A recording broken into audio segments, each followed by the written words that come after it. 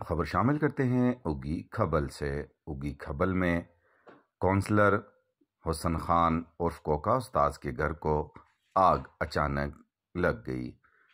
قریب کے کھیتوں میں جاڑیوں کو آگ لگائی گئی تھی جو آہستہ آہستہ مکان کی طرف بڑھی اور پورا مکان جل کر خاکستر ہو گیا۔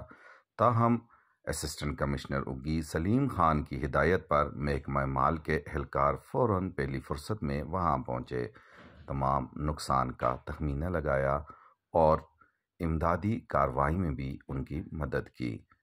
اسسٹنٹ کمشنر اگی کی ہدایت پر انشاءاللہ جلد ہی محکمہ مال اپنا ریکارڈ جمع کرائے گا اور متعلقہ محکمہ جات ان کے اس نقصان کا ازالہ کرنے کی بھرپور کوشش کریں گے۔